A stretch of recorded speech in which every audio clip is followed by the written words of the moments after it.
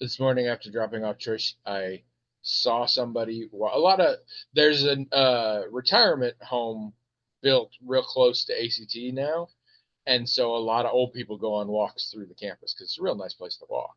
Hmm. And I saw a guy, and he had a VR headset on, like a full on like Oculus kind of VR headset. I was walking kind of slow, and I was like, "Oh, what the hell is he doing? That's kind of neat. Wonder what's happening." And I get closer. No, he didn't. He had a flat gray cap, and his head was kind of down. And I was seeing the bill, and it happened to be the same color as like a VR headset. So Yeah. he put his head up, and I, oh no, he's not doing that. But that was funny. I wish what I was about to say was a joke or being glib or an exaggeration, but it is not. One of the worst and most traumatic things that can happen to me is an unexpected and extended loss of internet connection. It just fucks me up. Hmm. And I am an absolute mess. And it seems really dumb for that to be the thing, but my life's real easy. So this thing. And mostly everything I do is connected to the internet. Everything I do for entertainment, everything I do to, sort of get stuff done and things, it's all online. When I'm not online, I can read.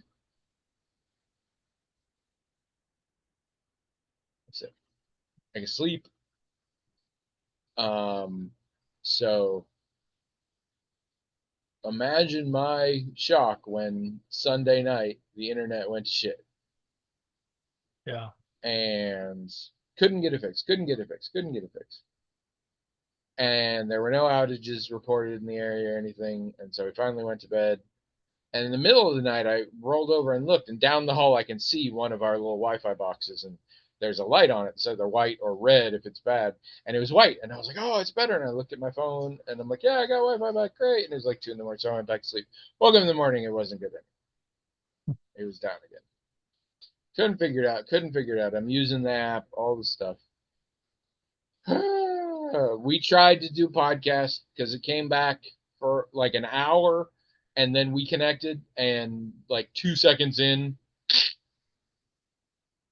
and so yeah, today is Tuesday, and Monday sucked. Yeah. And it was really bad because I went to therapy, Hmm. and the person before me ran late, like pretty decently late, like later than it's ever been before, which is absolutely karma because I frequently push it late and normally wouldn't be a thing. But this day, I had to hurry and try and get home and swap out the modem before the cable company closed, the local office closed. And so we had a very short session because I finally talked to support themselves, and they were like, here's three things we might do. First thing we're going to do is you give us an hour to fuck around on our end, like, because they couldn't connect to my modem. It was doing it intermittently, but like on their end, they're like, no, we can't get it to like say hi to us or whatever. Oh. And so they're like, I'm going to report this, and over the next hour or two, they're going to flip a bunch of switches and shit over here, and that might fix it. If that doesn't fix it, let's try swapping out the modem because maybe the modem's bad. Although the modem, we only had this modem for a year, so it Oh. seemed unlikely. Hmm. Third option is there's probably something wrong with your actual coax cable, and we got to send a technician out who won't be out until the end of the day Thursday. Hmm. So I was super not happy for this. I did not know what the hell I was going to do. A lot of reading, I guess. Like I don't even know. It's really shocking how much I cannot live without the internet at this point. Unplanned. If I know in advance, if you tell me, Tony, all next week they're doing something, there's not going to be any internet. I mean, it's going to suck, but I can prepare. Mm-hmm. I will Hmm. get books, we will get games, we will plan activities, things like that. Right. But out of nowhere, fuck. Um, Even a lot of the video game stuff, you have to connect. Like some, I theoretically could have played some video games, but a lot of them get crazy if they can't connect to the internet. Um, and I did not think the modem was going to fix it because the modem's not that old. And our backyard is a sprawling jungle. It's entirely possible there's something fucked up with the coax. But I wanted to try it. So I came home immediately, still was doing weird. It would go up and down a little bit, but pretty much anytime you tried to do much of anything, it wouldn't work. I could occasionally watch YouTube, but everything else but went and got the new modem, brought it back, plugged it in, called them, they activated it. We're golden. Hasn't Cool. been a problem since. Cool. And since your modem wasn't very old, do you have to, I mean, does No, that I mean mean, you're they owned it and they own this one. Oh, It's yeah, we don't own our own hardware. gotcha. We did used to own our own router, but now we've got their Wi-Fi, their Eero thing or whatever that came with it.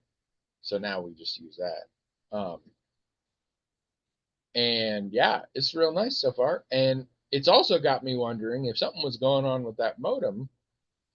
Maybe because in general, I was starting to have some issues with like the TV. It wouldn't not work, but it would be very slow to like load up things and stuff. And you and I still have that. I mean, at this rate, maybe I'd try using the Zoom client again, like the actual client. Oh, yeah. Because maybe the issue was largely with that modem. I don't know. We'll see. But the point is, it works now.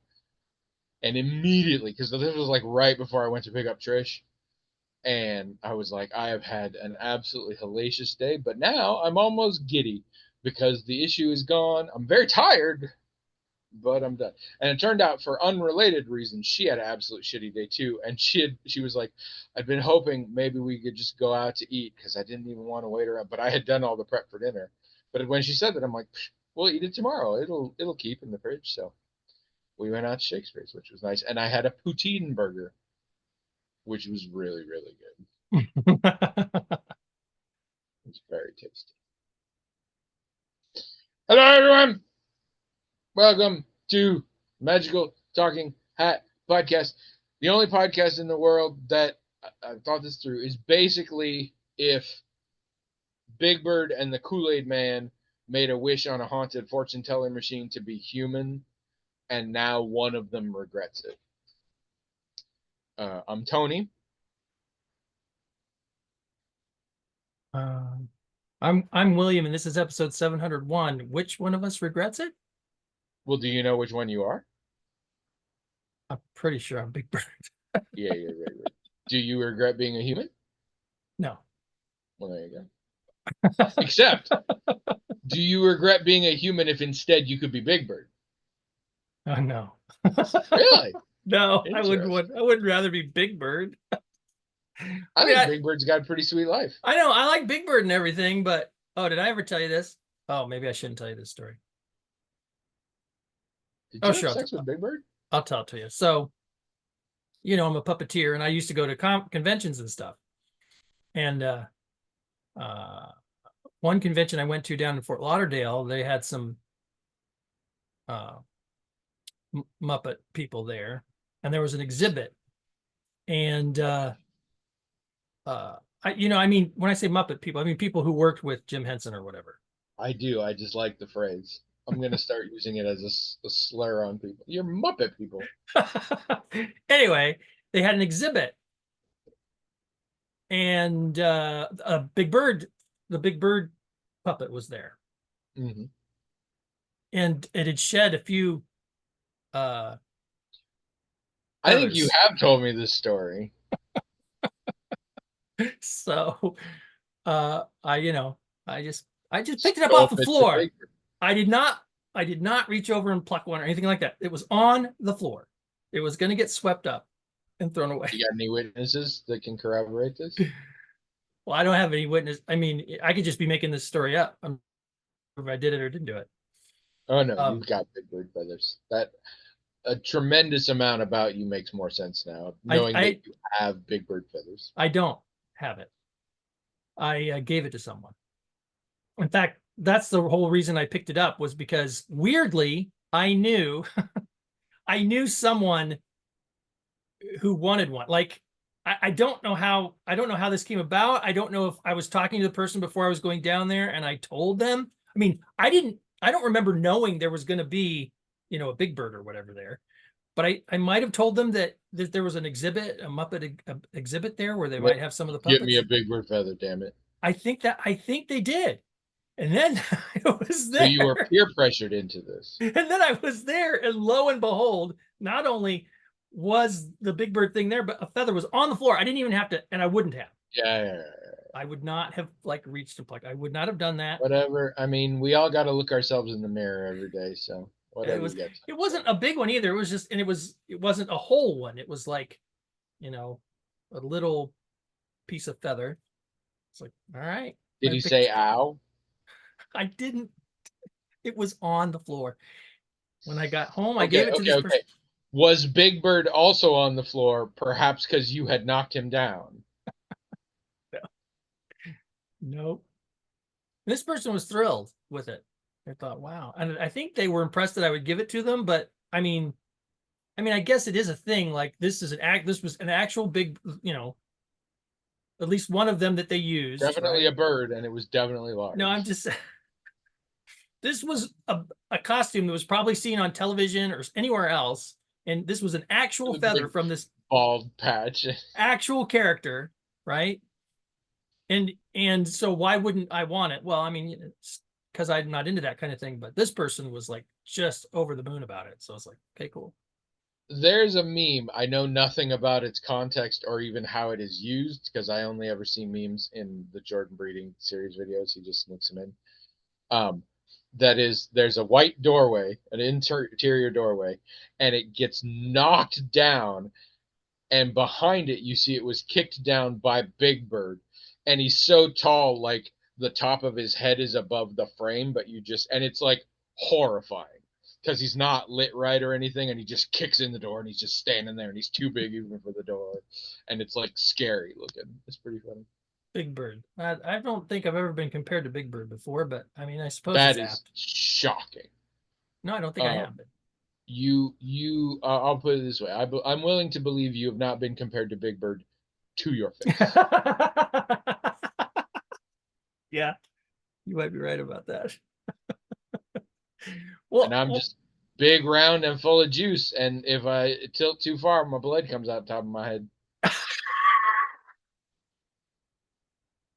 That's your justification for comparing yourself to the Kool-Aid Man? Anytime someone says my name, I do bust through the nearest wall to get to them. And say, oh, yeah? Oh, yeah! And they're like, Randy Savage? And I'm like, no! The other one! I mean, I feel like the thing I've been compared to has quite a bit of complexity and nuance that your character doesn't have, and I feel like that's not quite fair to you. You should be compared. I mean, to something. I may have recently watched a weird history food video on the history of the Kool-Aid Man, which may have been what put this in. Coming up with these opening lines is not easy. I've done 701 of them. Like, this is not okay. I haven't done that many, but I've done close to that many. I just got to grab what's available. But I have a fun tidbit for you, and only you, because nobody else fucking gives a shit. The inventor of Kool-Aid was born in Iowa. Oh, yeah, I think I knew that. He did not invent Kool-Aid until he had moved to Nebraska, but he was born in Iowa. A lot of cool things. The sliced bread, the trampoline. Lots of cool things have been invented in Iowa. Like I said, only interesting to you. There you are. Yeah. How's your week been? Good. So not as good as your upcoming week. No, yeah, that's going to be real fun this weekend when we go to Chicago. We go to medieval. We go to Chicago. We go to medieval times. But I'd say the last week went, pretty good. Making some progress on getting a permanent office here. Rather than working from home or working in a temporary space. Yeah. So that's been nice. It's a little scary though, right? Because once you've got all that arranged, it's like now you're on the hook for, a lot of things. Yeah. So signing a lease is a thing. Yeah. And, so I've been doing this, some of the people that I've worked with as an intern clear back even to January, I'm still working with, right? So it feels like I've been doing this job since the beginning of the year, even though, most of it was as an intern. I'm really, after now that I have my license, I'm really just doing the same job I was doing with mostly the same people too. So I feel confident that, I don't have any reason to think that, in a given month, I won't see enough clients to make enough money to pay the rent or whatever. But that's just not a thing I had to think about for the last 8 months. And now I do. So it's a little, it's kind of a new wrinkle in the whole psychology of it, but I'm sure it'll be fine. And I'm kind of excited about it. And, I'm kind of looking forward though to the time where I've already been doing it for 3, 4, 6 months, and every month went by without a hitch. It's like, okay. Yeah. So this is, I don't have to really worry about this. If you do end up, I don't think you will, but if you do end up in that situation, I am willing to front the money for a month or two in exchange for being able to install a one-way mirror so I can watch all your sessions secretly from behind that. Like some sort of supervillain. Oh, just keep it in mind. You don't got to say yes or no at this point. I'm just saying, if you find yourself needing funds, I can hook you up. no, I think I'll be all right. The thing is, just keep it in your back pocket. Just know you've got options. A support network, as it were.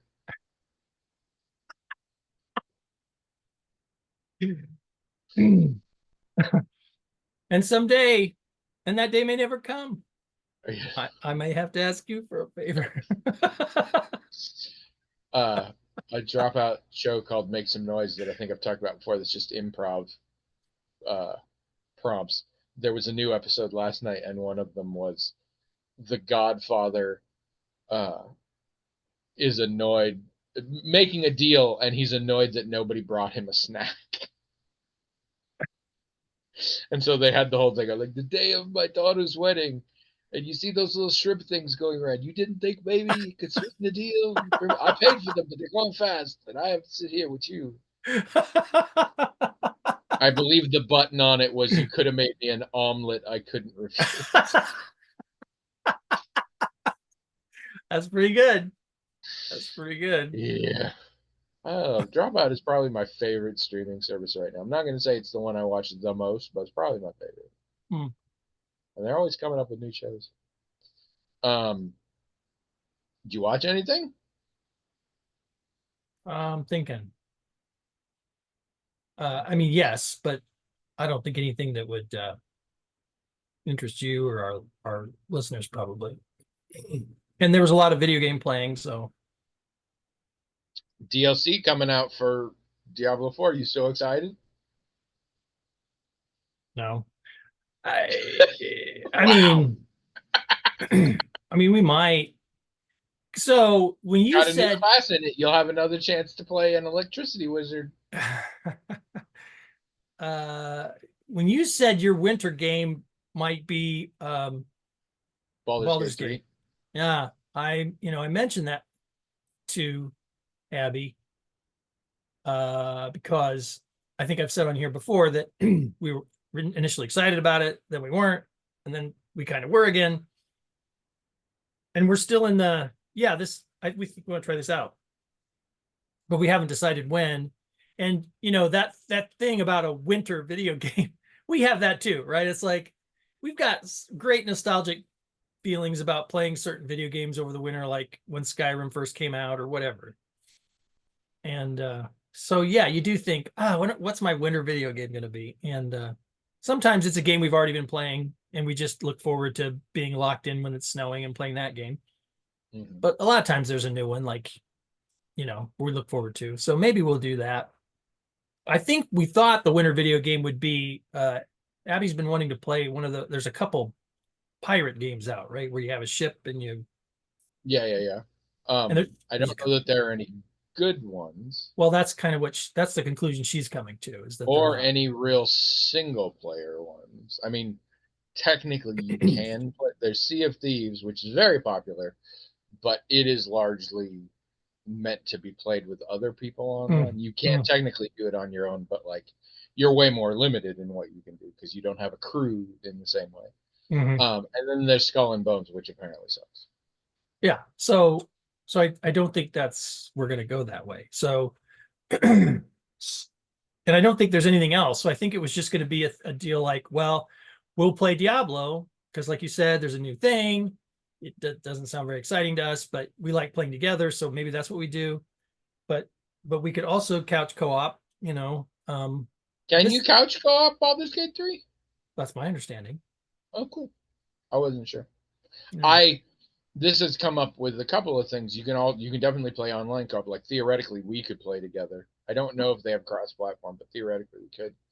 Um, but I very much just want to play it myself, at least the first time, because it's all about your decisions, and I'm like, I want to be the one to decide. Well, okay, but see, when Abby and I play, she Yeah, does you're make just an NPC. You're just yeah, an NPC. she I does understand. basically make all the decisions, and that's Yeah, if fine. I had one of you at home, that'd be fine. My wife has like a spine and preferences and It's not things. about having a spine. It's just about now. There have been times where it's like, hey, let's play one where you make all the decisions, and that's happened. I don't really get into it much, so Crash and burn. that's fine. I don't care. I like to play. One of the reasons I like to play with her is so that I can just enjoy the experience of doing the stuff, and I don't have to sit there and think about what the Just consequences are going to be. be a little electricity wizard. Yeah, I don't care. you know. I'm actually playing a game that's kind of fun. It's a game that showed up on Game Pass, and I looked at it and I was like, whatever. I don't care. Which is I'm very happy these days because I have too many games there. But then I saw a couple different reviews from the normal sources I do, and they were all pretty much the same, which is like nothing really stands out about it, but it all gels in a way that's just really fun.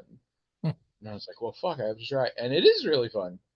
Um, it's it's an action adventure game in which you play a lawyer from Vienna on vacation in a small, I think, German town. Oh, okay. So the premise is at some 3 years from the present, uh, 3 years ago, in and around this village, these portals opened up and monsters started coming out, and there were these dungeons in the portals. And so naturally, they turned it into a tourist attraction. And like magic works, but like only there. And so people just show up and they go in the portals and fight monsters, and they're called slayers, and they just do it. It's a tourist thing. And you're literally a junior partner in named Louisa in a law firm in Vienna, and you decided you needed something more exciting, so you came out for vacation and do this. And so you spend part of your day going into dungeons and fighting, and there's lots of puzzles and stuff too. And then the other part of your day is spending time with people in town and like making friends and stuff. It's very similar to like the Persona games in that way, except it's real time combat. Um, and it's weirdly authentic to the idea. Like the first day you show up, you go in your first dungeon, and complications happen, and you almost die. And like that night, your character is literally like, tomorrow I'm gonna get a train ticket. I'm gonna go home. I don't know what the hell I was thinking. I almost died. This is insane. But then the next morning they talk to somebody who's like, stick it out one more day and see what happens. And then you sort of come around to it, and there's a lot about like what made you choose to do it and why you're there. And it's not, I mean, you do have dialogue options, but it's not one of those where like you're choosing the character so much. Except I guess you are choosing who you make relationships with, but it's just kind of fun. I don't know. It's a good blend. I like it. It's called what again? Dungeons of Hinterberg. So this place is like Westworld, except portals to actual other dimensions where you're actually Yeah. fighting things. Although there's definitely hinky shit in the background. Hmm. because like things are starting to, like the first part of the reason I almost died is we went through the thing. I had a guide with me, and he's like, "This is not how it normally looks. I don't know what's going on." And then there's like, yeah, there's just mysterious things. I recently ran into a thing where I was like, something weird is here, and I talked to people about it, and then the next day, apropos of nothing, the mayor showed up and gave me money and shit. Like, there's a conspiracy somewhere in the background of this shit.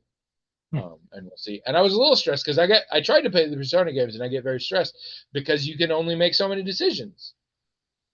Like every afternoon, how are you going to spend your time?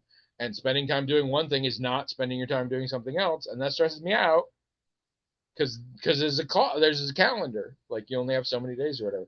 But I found out when I looked it up, it appears that despite this being your vacation, there's no limit to how long you can be there. So now I'm like, so I just do what I want to do, and eventually I can do it all. It's fine. It's a little hard sometimes for me, but not too bad. I'm not very good at this kind of stuff. So. Yeah, what kind of stuff? Um, games that require hand-eye coordination. Oh yeah, yeah, yeah. Yeah. That's because why. this one has like dodge rolls and shit like that. Oh yeah. Yeah, Abby doesn't really like. That's why she puts everything on the lowest difficulty, because she's not there to master the controller or whatever. That's not the point. I often do, and my preference is a game where I can control it on the fly. Mm-hmm. Because, and I used to just set everything to the easiest. I don't now because I like, if it's too easy in some games, you miss out on things like crafting a build that is particularly cool. I don't want it to be like I have to build it this way or it's not going to work. But things like, oh, am I going to specialize in this or this? If the difficulty is low enough, it absolutely doesn't matter. And then I don't feel like, oh, I was clever in how I put these things together. Right. And I like that, and I like to use them like this game. It has your weapons and armor and stuff, but like it has charms, it has spells which are used in different ways and things, and like those things matter. And if it was too easy, I'm not sure they would. But I really like a game where I can set it at like normal, and then anytime something's hard, I drop it to easy long enough to get through that hard part, and then switch it back. Yeah, that's a thing. I've actually had more trouble with the puzzles than the other, because some of the puzzles require a little hand-eye coordination in ways that I'm not good at. But they're very satisfying. I haven't looked up any of them, and there have been some where I've had to stand around for a while and be like, "Well, what the fuck do I do?" But I figured them all out so far. Is the puzzle aspect like a really kind of strong aspect of it, or? Yes. The dungeons are a lot of puzzles, and then in between puzzles there are fights. It's one of those games where when there's a fight, like a barrier appears around everything, and all that happens is that fight until it's done, and then there's no more monsters around until the next time you're in a designated place for fighting. And in between that, it's just lots of puzzles of how you get further on. And the dungeons are all different themes. And I said you get spells. You get 2 spells per region. There's 4 regions of the game, and 25 dungeons in the various regions. And in each region, while you're there, you have 2 spells. And all the puzzles and stuff are very much tied to those spells. That's pretty neat. Sounds like fun, but it's only for Windows and Xbox, huh? I don't know. Is it? Oh. And so. Okay. I mean, you looked it up, so I mean, presumably, since you said that. Well, but you never know if these sources are right or if they're up to date or what. If it gets popular enough, it might move around somewhere else. But also, we finally finished Harold Halibut. Oh. Was weird. The third act of that game just took a hard left, both in terms of plot and in terms of pacing and in terms of like so much of the last chapter or 2 was almost entirely cutscene, and they had some definite things they wanted to sort of say, and so I guess I get it, but I think it's a good game. You really got to sit down and sort of play it out within a few days, I think, because after a while it just drags because it's I think it's meant to be very sort of slow and plodding because it's supposed to evoke that feeling of sort of mindless bureaucracy in some ways. But it's also very clearly of somebody's vision. Like they were definitely going for something there, but we have finally finished that. But I didn't even mean to talk so much about video games because I watched a bunch of stuff. Okay. We finished last night Reservation Dogs. Oh, finished it. Yep. All done. What are your thoughts? Mr. Rugged. We already have been having a lot of conversation about it. There is a growing category of TV shows that I basically would describe as TV shows that have consciously, like noticeably consciously changed my view of the world and myself. I'm sure there are things, especially from my younger days, that have a stronger influence on me and my perceptions, but not consciously. But TV shows that have really like made me think about things differently and stuff. And so far, the list is Good Place, Ted Lasso, Reservation Dogs. I could make an argument for Our Flag Means Death, but I don't think so. It is a very good story. It's very funny. It's very clever. It has some very positive messages. I'm not sure it was mind expanding per se. It's very good. I highly recommend that show. But no, I think it's those three right now. This was really, really good. And had some killer actors and some really killer guest stars. Lily Gladstone shows up. Graham Greene, Wes Studi, lots of them.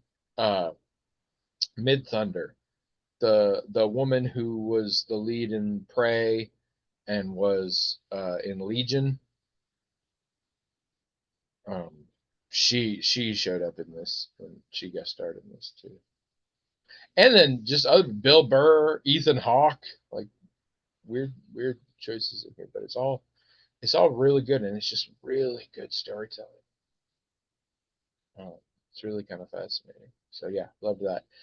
And then we started Trish's new show because we each have one show at a time. You're gonna find this interesting. We started watching Night Country. Night Country. True Detective Season 4. Yes. Trish was watching it without me. And she watched 2 episodes and she's like, you want to check this out? It's really good. And I was like, yeah, sure, I'll check it out. Especially because, again, as we've discussed, it at least heavily implies, and you shouldn't spoil it, but I assume it very clearly seems to have supernatural elements to it. It's not just a true crime sort of vibe. And so we watched an episode.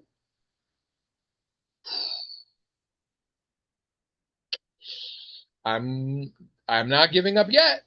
And it's only 6 episodes. So I think I can.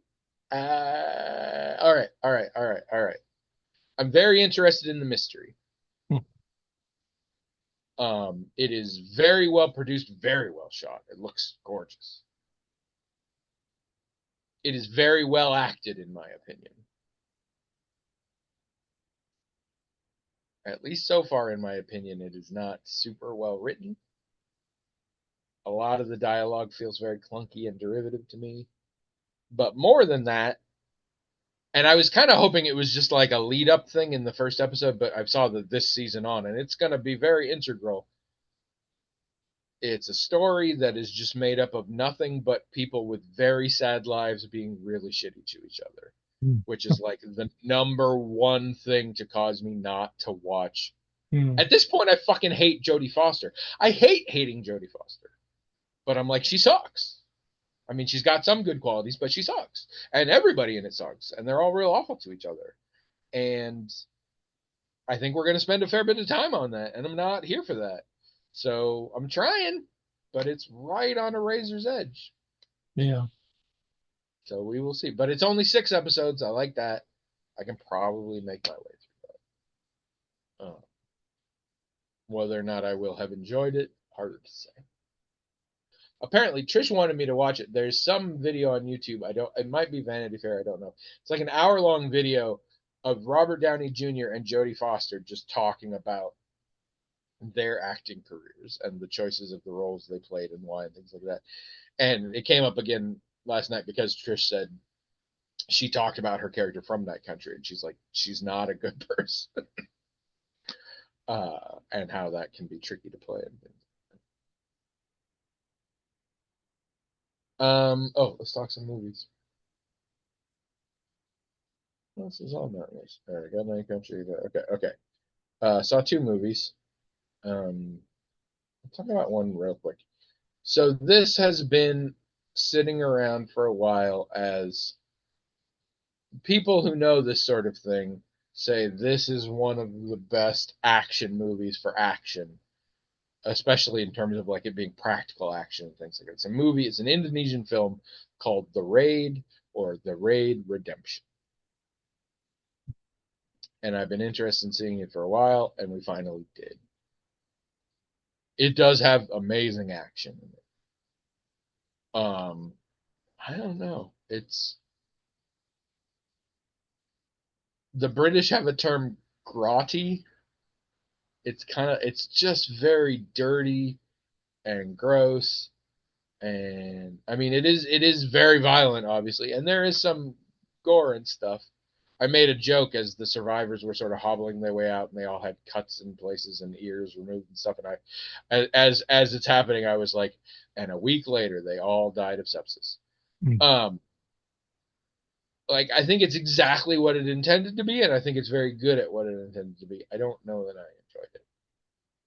Not your thing, huh? But if you like really good action, it's got really good action. I was expecting more vehicular action. I may have confused it with the sequel because I remember seeing a shot of a car wrecking into things, and it was pretty badass. And this is all in one building, and there's no cars. So I don't know, but more than that, saw a little movie called Sympathy for the Devil. Very recent film. It is on Hulu. Who's in that? Nicolas Cage and Joel Kinnaman. Oh yeah. Yeah. Right. Haven't seen it, but I heard of it, yeah. To explain this, I'd like to do a little skit. Okay. I would like you to play Nicolas Cage. Okay. Um, don't worry, you can pretty much stay silent if you want. I need a little tennis ball on a string to look at, pretending it's Nicolas Cage, and Sure. hear that tennis ball. Sure. But if you want to throw in a cageism or whatever, feel free. Mr. Cage, huge fan. I am Tony from relatively small movie studio, not unheard of, but relatively small. And we are so happy to have you on board on this. We got a great script. It is a first time screenwriter. Wrote this script. It's called Sympathy for the Devil. And he doesn't need to be involved. We bought it. It's fine. It's not a heavy plot thing. It's about a guy, who essentially kidnaps this other guy for reasons unknown, and to sort of like punish it. We don't know what's going on and why. And the guy keeps protesting he's not the guy you think he is, and all this, and eventually we find out whatever. It's not a ton of plot. It's just that going on for a while, which we think is perfect for you, because you can do whatever you want in there. You can just Nick Cage the shit out of it. Whatever feels good to you. We do have Joel Kinnaman attached to play the other guy, but it's a pretty mild role. Kind of not his normal wheelhouse, honestly. Not that I'm a big fan. Don't tell him though, because I'm telling him a different thing when we talk to him. But so we just want you to do your thing. It doesn't have to make sense. whatever. I will say your character is from South Boston, so if you want to attempt an accent every fifth scene, fine, but don't worry about it too much. If it drops in and out, we don't care. Also, want to say, we have an idea, and if you're gonna have like a red suit jacket and a real nice outfit and red hair, and we will very heavily in the marketing imply that you may or may not be the actual devil, and that's sort of the question of the movie. Not a thing at all. You will just be a dude, and it will be very obvious quite early you are not. Like that. That's not actually a question the movie is trying to imply. Also, I know you're already thinking it. We cannot, since we are hiring you, afford the rights to the actual song "Sympathy for the Devil," so that won't appear anywhere in this. But mostly, we just want to give you a place where you can just Nick Cage the fuck out for an hour and a half. How does that sound? That's what this movie is. Okay. Did you like it? I did. Okay. Because I love watching Nick Cage the fuck out for an hour and a half. But like that's the thing. I don't, as with a lot of Nick Cage things, not all, but a lot of them. You can't call it a good movie, bad movie, or whatever. The only thing about I will say this, near the end, Joel Kinnaman, who I am not a fan of, and I've seen quite a few things he's in, not a fan. Do not. I think he is very much an animatronic that you stick into a action-oriented leading man role when you cannot afford a human actor. I think he is barely competent, and the end. He does a really good job at the end of this. He sort of has a monologue and stuff that was more than I expected from him. But there's nothing to recommend this film except Nick Cage nicks the fuck out for an hour and a half. And if you are somebody like me who will watch that, it's awesome. I mean, it's no, there. If you're picking a Nick Cage movie to watch, there are many better ones. But I've seen them. I've seen Con Air. I've seen Face Off. I've seen The Unbearable Weight of Massive Talent. Such a That is a good movie, man. if you sort of have exhausted those, here we go. And he really does attempt a South Boston accent sometimes. Like to the degree that in the first scene I didn't think he had one, and then shortly after he did, and I was like, I just must not have been paying attention. But then later he very much didn't, and then later it came back again, and then later went away. Was it even important to the plot that he was from South Boston? Was that even important? Sort of. Sort of. I mean, it was. It, I mean, I don't want to spoil things, but it was one of those past coming back to haunt you things. And the past in question was South Boston. It could have been somewhere else, but the story of what happened in the past was all very Boston focused. So it was important to the story the way they told it. They very easily could have told it ever so slightly different, and it wouldn't have needed to be. Also, I'm sure not everybody who lives in South Boston like talks. Oh, like absolutely. That. If you're asking if he needed to have the accent, no. Which apparently he occasionally realized and didn't. I mean, and this is the only actor I think I can say this about in the world. I think he was phoning it in this movie, and that's fine and entertaining. Nick Cage can Nick Cage the fuck out in his sleep at this point, and that's fine with me. So we've probably talked about this, but what is that? Why can he do that? I mean, why? I mean, there are a lot of people who are like you who could just watch Nick Cage do that specific, very signature thing that he does and be entertained by it. Are there other actors like that who can do that? Just show up and do their thing and you can be entertained by it? I've been thinking about this because recently I've discovered a YouTube channel called The Bad Movie Bible, and it is a lot of looking at bad movies as sort of genres and looking at their history. It's a little more in depth than some of the other bad movie reviews I watch. And I've realized scenery chewing is an art. Yeah, I'd say. Now, it's not highly difficult. You mostly just have to be game. You just have to be willing to push it. Well, you have to commit though. Exactly. Yes. But that's the thing. It's less of a skill and more of a will thing. You got to do it. But it's not like, oh, you're bad at overacting. Like, no, it's overacting. That's already the bad. Right, but you also have to consider that this person's doing this over several takes usually, right? So yeah. And that's a lot harder. Like if you show up and you say, "Oh, I'm going to nail this. I'm going to really get this," and it's like, "Okay, let's do it again." You know, you got to get yourself in that space all over again. You've got to somehow make it seem as fresh and visceral as it was the first time. It's hard in movies to do that. And it helps that Nick Cage, I think, is a certain brand of insane. He also comes from a rich, privileged family. He's a Coppola. Oh. Nick Cage is his stage name. He's like Francis Ford Coppola's cousin or something. I guess I didn't know that. Or I forgot that. And he started life as a comedic actor.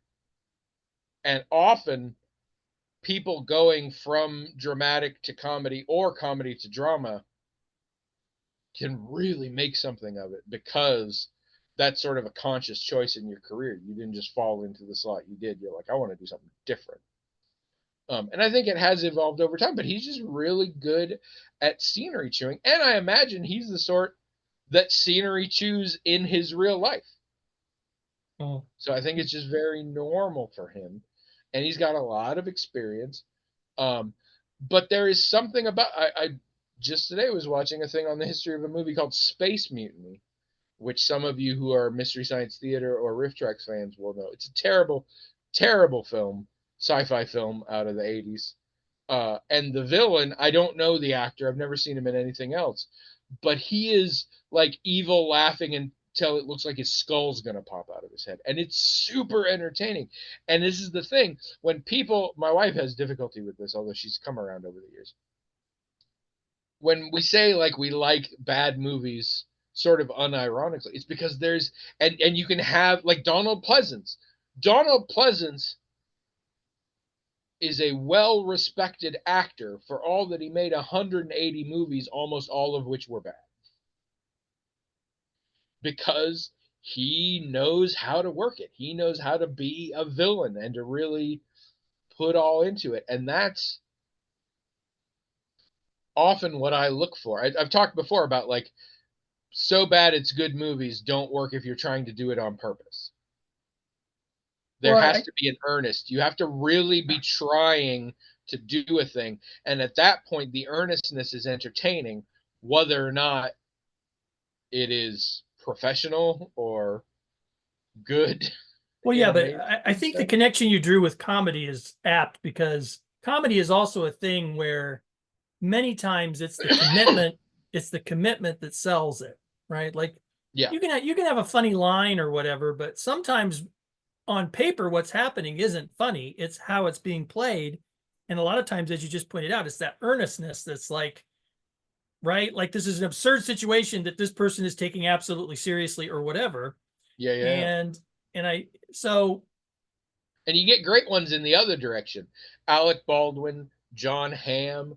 These are guys who started off as dramatic leading men and then really sort of pivoted their career into comedy. And crush it in comedy. Yeah. Now, well, Jon Hamm always was a comedy nerd. Alec Baldwin, I think, just realized nobody wanted to see him as a leading man anymore. But I'm thinking of like Peter Sellers was in a lot of bad things, but you can just watch him. It's like, yep. Because I think, we're calling it scenery chewing or whatever, but a lot of times it's just somehow whatever the person's doing, even if it's super outlandish, there's an authenticity to it. Like it's like, I believe this. I believe this thing that's happening. It's crazy. It's insane, but I believe it. I don't feel like I'm watching a person pretending to be this insane, crazy person. Yeah, I feel like oh shit, they got a crazy person and put him in this movie. He can't act. but they still put a legitimate crazy person in this movie, which is just like, you right. can't act. That's right. That's what I'm saying. When it seems so authentic in an absurd situation, or if the person is being absurd, whatever. There's an irony in that I think is deeply compelling and Well, and this entertaining. potentially goes back to the phrase I used before that I usually use to defend the movie Krull, which I love and a lot of people don't love. They act so hard. Yeah, yeah, yeah, I yeah. love when people act hard. Oh gosh, yeah, it's so The interesting. Room. People hate The Room. The Room is an objectively terrible movie on every single level. Everyone in that movie is trying really hard. They are universally failing, but they are trying. Nobody is phoning it in. Even in some of the worst, most tepid deliveries, they are trying. And I really like that. It's the same Krull I always say. I'm like, they act really hard in that movie. They don't necessarily act good, but they act hard. And Well, I love watching people act hard. I think maybe people have an intuitive. They don't often have a conscious or very sophisticated understanding of it, but I think they have an intuitive understanding of how incredibly difficult it must be, especially in movies. I keep saying that because it's not like on stage. I've done acting in different contexts, and on stage it's a lot easier to sort of imagine that you're in the actual space doing the actual thing, and also to execute whatever piece of craft that you've decided to execute for a given line or a given thing. It's just a lot easier. In film, because of the multiple takes and from different angles and everything else, it's a lot harder to get yourself there because you're immediately taken out of it every Yeah, yeah. 2 or 3 minutes. And to play a part where the person watching is completely convinced you are that person, that's not as easy as it might sound. And I think people do kind of have an intuitive sense of how an amazing accomplishment it is for any actor on screen to be able to convince you that they are that person. Even in times, even when you have like Harrison Ford, where you're basically seeing Harrison Ford, right? Yeah, yeah, yeah. But you still believe he's whoever he's, Well, playing but most of that's the time. I think the key is if they believe it. If Yeah, they believe yeah, they're yeah, that yeah, person, having nothing to do with acting ability. yeah, yeah. It's a self fulfilling thing. And I always wonder to a degree if there isn't again sort of an anthropological bent to why I like it. Because I like them as people. I like watching like it's not that I'm into the character necessarily. I am into that person who has decided to play that character that way. Yeah, I get that a little too. And Yeah, but I do just I love over dramatics. Again, if it's as long as it's not wink at the camera. yeah, yeah. Like if you're like, look how dumb I am, I'm out. And there's a whole genre of movies like that. Not it. Most Fairly Brothers stuff. A lot of stuff that is intentionally genred as a comedy is that kind of thing. And it's not clever, and that's the joke. The joke is that it's bad. I'm like, no, you don't get to be in on the joke if that's the joke. Like, I also can just do a shitty job at things. yeah, yeah, yeah. If that's the criteria, no, it's the trying that makes it, and it becomes I get filled with a sort of sense of awe at times. Like The Room, I get filled with a sense of awe because I'm just like, how did this happen? Like, how could you try so hard and miss the mark so far? It's fascinating to me. Yeah, It's yeah, a little bit like watching a car crash. Car crash would be a lot less fun if the dude was like, I'm gonna go run into that car now. yeah, right. I mean, it still might for other reasons, but no, it's watching the accident, um, which made it kind of macabre. But and Nick Cage knows what he's. I mean, he is the guy that these hardcore, crazy ass scenery chewing actors need to like climb a mountain, and find his little hut up there and learn at his feet. He's the one. Yeah, yeah. I mean, you can name others, I think, that have occupied that space, but I mean, he's right Oh yeah, now in no, our I think current Peter culture. Sellers is a great example. Well, and uh maybe Jack Nicholson, maybe a little bit. Yeah, I've been expanding my Jack Nicholson repertoire lately and finding I am less impressed with him as time goes on. But Nicolas Cage is the guy. I mean, our cultural moment right now. He's the guy. You're right about that. Yeah. And but he's really good at it. I mean, like Yeah. I guess I don't And feel it's like I can. never not entertaining. No, right. Good, bad, just dude can act really well. I saw Yeah. Leaving Las Vegas. He earned that Oscar. Like Yeah. he can. This is his thing, and he's an expert at it. And it's never not entertaining. You can call it bad acting, you can call it overacting, whatever. It's never not entertaining. But it is. I hesitate. I can totally understand it not being a person's thing. That's just a matter of taste. But for a person to suggest that he's actually not good at what he's doing, this to my, I mean, there's a craft here, right? He figured this out. He worked on it, and what he's doing would be incredibly hard for someone who wasn't him, who has worked so hard on this for many years. It's. I mean, I realize some people might not like it, and I hate to say they don't get it because that sounds like elitist BS, but to suggest that he hasn't crafted this and he is not achieving something here that he's specifically going after that thousands, millions of people see and go, yeah, I get that and I like that. I mean, if you don't like it, that's fine. I get that. I don't always like his performances either, but I would never suggest that he doesn't know what he's doing or that what he's doing isn't very deliberate and crafted very well. Well, and this whole idea of like bad movies, and there are people who are like, I only like good movies. and don't get me wrong, I'm willing to say I'm willing to achieve some level of objective benchmark for good or bad movies. But like within that, I don't think you can say I just like the good, like, because there are so many moving pieces. Trish, I bring Trish along on a lot of my bad movies more and more as time goes on because she's adjusting more. But there are some she's like, these are too bad. And there are some that I'm like, it's not a topic for her. She would find it boring or whatever. But like recently, I don't think I've talked to you about this. In my youth, in the 80s, a movie came out. And I remember seeing trailers for it. It was called Gymkata. Never heard of it. Of course not. Well, I was in the 80s too. Yeah, no, this is not this I didn't realize since I've grown up with it forever that it's a real deep cut, but it's a real deep cut. Oh, although okay. I've never seen it. Oh.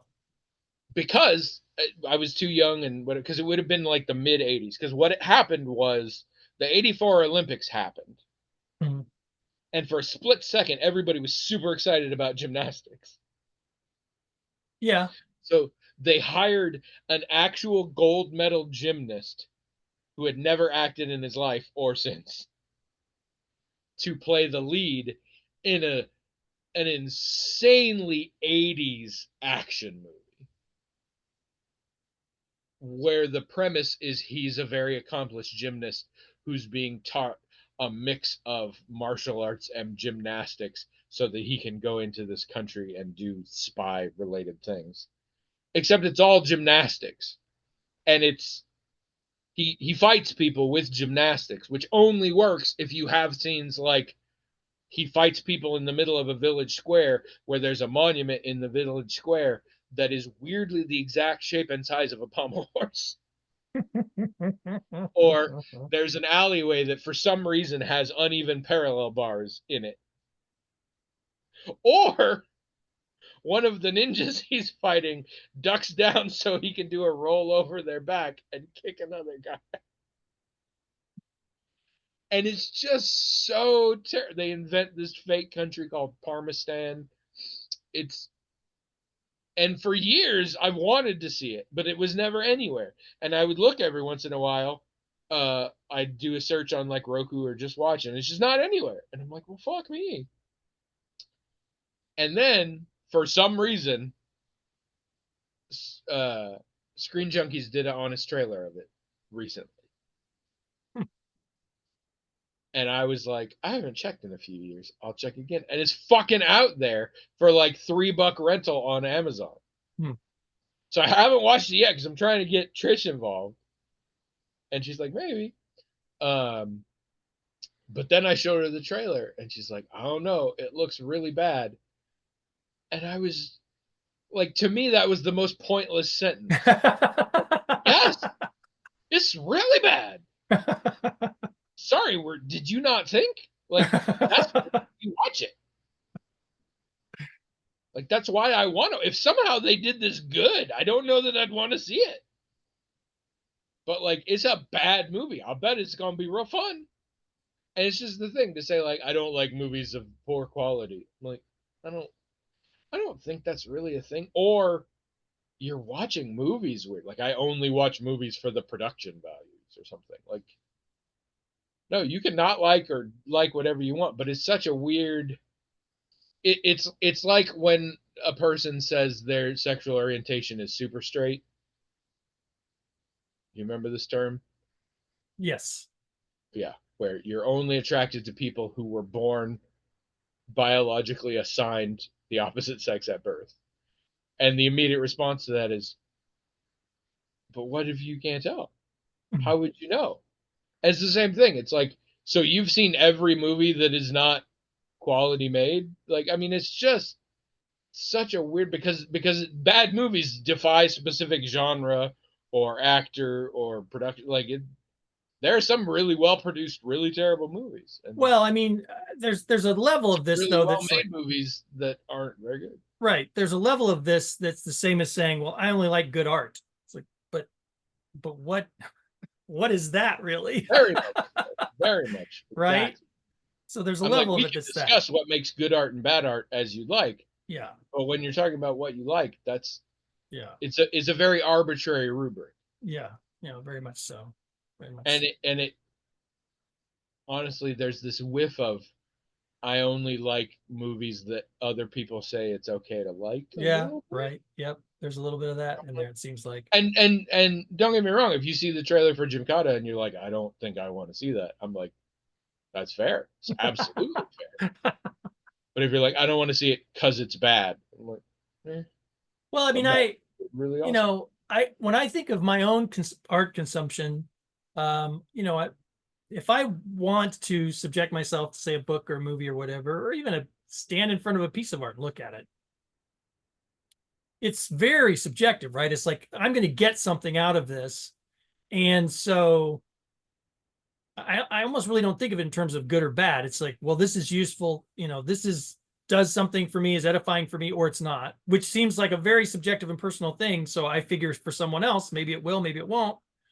So, I if I judge anything on quality, it's usually it has to do with what I perceive, how much craft it was put into it, like, right? Like how, and it's not about how hard someone worked on it either. It's just about, like with, I was just saying a little bit ago with Nicolas Cage, I can tell he's thinking about it. He's sort of workshopping it in his head. You know what I mean? I can tell there's some craft there. And then when he puts that craft in it and it resonates with me, I appreciate that. Right. Yeah, see, I'm much more measured by effort.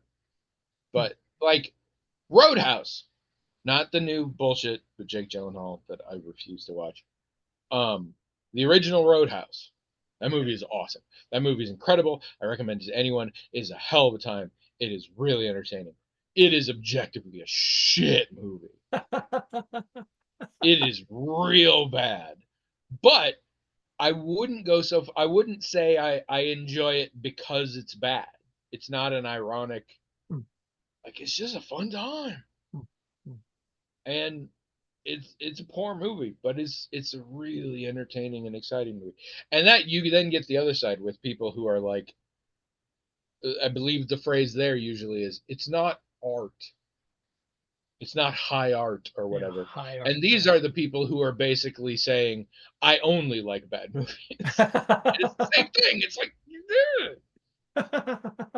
that's not good and bad in the context of movies, is not a good rubric for determining if you like them. Yeah. Because it can encompass so many things. I mean, and really, people just need to search their souls more for what it is about movies that they like or don't like. Well, you and I have talked about this, how sometimes the thing you like, any piece of art, a book, movie, something hanging on the wall, you like it in that time and place for a specific reason that's happening to you right then. You probably would have hated it earlier. Down the road, you'll probably hate it. But right now, it speaks to something. And if it speaks to it so powerfully that it builds a little, nostalgia or whatever, then you probably will always like it. But later on, you'll admit, okay, I admit this is terrible, but this is why I still carry something in my heart for it, because at this time in my life, this song was playing on the radio. It's a terrible, crappy song, but it resonated with me at the time. And so I'm always going to love it. That happens too. That happens too. In the mid 2000s, at the height of American Idol fame, and right in the middle of George W. Bush's presidency, there was a movie that came out called American Dreams, with a Z on the end. Yeah. And it was, we went and saw it in the theater. And it was just about an American Idol style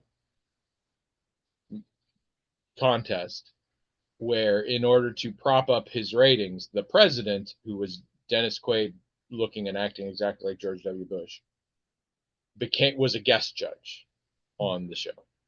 Mandy Moore was the sort of Britney Spears analog. Hugh Grant was the Simon Cowell analog. We went to the theater to see it, and it was wonderful. It resonated with me so strong. It was parodying a lot and venting a lot of issues that I had and all that. I haven't seen it since. Even from just what I remember about it, I'm like, that sounds terrible. I think I would hate it now. But it was very much something I needed at the time. Yeah. So I really enjoyed it for that. All of this being said, I have recently started messing around with a free with ad streaming service called Fossum, which is just the word awesome with F in front. It's supposed to stand for free awesome, I think. I'm using that streaming app because it has a level of real terrible, nasty, trashy, shitty movies that, like, so bad, like Tubi won't air this kind of thing. And they are so bad that regardless of how, like, these might be the only movies that, like, I'm kind of ashamed to be watching. They're so bad and they're in such poor taste. And the reasons I watch them are many and varied and strange, some of which are odd, and some of which are prurient, some of which are not, and some of which I don't understand myself. I'll be watching and be like, why am I watching? But I keep watching. I don't. If my mental health was in a more stable place, I might waste some of my therapist's time trying to drill down into why I'm watching these. It is another thing where I like novelty and I like movies attempting to be transgressive, but there's a real limited range of where I'm okay with that.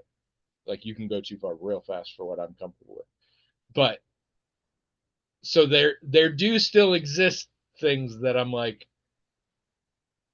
I like it, but I feel bad that I like it. There's bad movies, and then there's whatever the hell this is. Mm-hmm. So even I am not immune to getting caught up in the quality of films or whatever.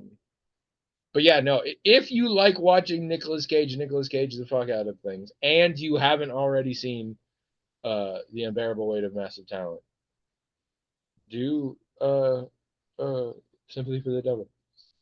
It's very much in that vein and entertaining in that way. First watch Unbearable Weight of Massive Talent is a phenomenal film. It's very well produced.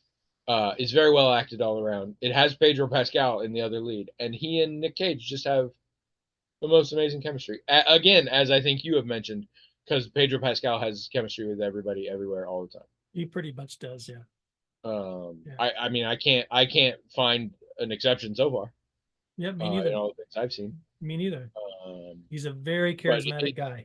It's a phenomenal movie, and it is a movie that gets Nick Cage, and it's a movie in which Nick Cage also gets Nick Cage, which is not always the case.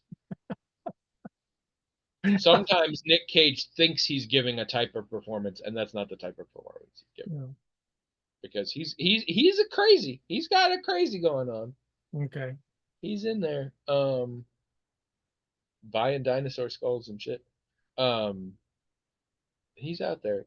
But do you ever wonder though? Do you ever wonder if you had the money? Because I'm thinking of, you know, times I've been looking online or even before there was online, and I see a thing and I think, oh, that's really cool. Now I almost immediately think better of it, or later on I think, what was I thinking? But if in that moment I have all the money in the world, and I thought to myself, heck with it, I'm going to get that thing. I mean, do you think if you look back on your life and some of the things that you've been kind of this piqued your interest when you first saw it, but then you immediately forgot about it because it's not like you would ever actually have the money. But what if you did? Do you think you'd have a collection of dumb things? Because I think I might have a collection of dumb things if it were me. I kind of think I would. If this happened about 10 or more years ago, something recently in my view of, I mean, don't get me wrong, I still have a ton of possessions, but I don't have any, I keep them around for their functionality. Yeah. And I'm always buying more shit. Oh, I need something that's kind of like this. All right, I'll buy a new thing rather than making things I have work. But I don't have a lot of collections. I don't have a lot of decoration, stuff like that. Yeah, neither do I. Just like cool shit, like statues of Batman or whatever. Yeah. I don't. I mean, there's a time where I would have had that. I have things around that are still sort of that. Yeah, and people have bought me things for sure, but I'm very much not a materialistic person. However, I know I have had moments where I see a thing and I just think it's so incredibly cool, at least in that moment. And yeah. Again, it's not like I was even thinking about I need to go buy one of those or anything like that. But sometimes I wonder, well, what if I had more means? I think if I did, since I'm not a very materialistic person, I still don't think I would buy very many things because I just don't like having a lot of things. Yeah. But just that once in a while, when you see something and you're like, man, that's cool. I do it every once in a while, and I'm at a point where I largely can. I have the means. I mean, for the level of stuff that I'm like that. Yeah. And sometimes I do, but the late adoption thing is part of it. I've worked very hard at be like, sleep on it. Yeah. And that's because I made a lot of other. In fact, I'm watching the Nibblings next door, watching them doing that. They don't have a lot of money, and they are spending it on the dumbest shit that they are going to get sick of in a week. But you can't explain that to them. No. And I remember being that age too. I remember going places and buying junk, and it's like, oh, this was a mistake. And I learned, right? I learned after that. But it's a very gradual learning. Yeah, you do have to learn it. Because then there was a point where, okay, I'm not buying stuffed animals all the time, but I'm buying other things. Right. And honestly, we lived in the age that gave birth to crowdfunding. And a lot of us went through a phase where we were donating to every fucking Kickstarter everywhere. And a lot of us have learned, well, first of all, that some of it's never going to happen. And also that some of it you don't really need. Right. And I mean, I used to like, I could see it some, but then you got things like Nick Cage, who spends that kind of money and then runs out of money. Oh, yeah. Dude has had major financial problems, stemming at least partially from buying a dinosaur skull. But that becomes you think the money's never going to run out kind of thing when you become a huge star. And that's more complicated. But, we are super over time and did not get to the one email we have, which is disappointing, but we had some shit to talk about. So deal with it, people. And you will because you love us, because that's why you listen, because why the hell else would you be listening? Yeah. We appreciate that. Please email us, themagicaltalkinghat@gmail.com, with whatever you want. I didn't explain the show, but you get it. Email us with stuff so we can talk about it. Go to the blog, magicaltalkinghat.com. Go to YouTube, comment there. Tell us your thoughts on these things, because our thoughts are best. Also, just remember, Big Bird and the Kool-Aid Man love you.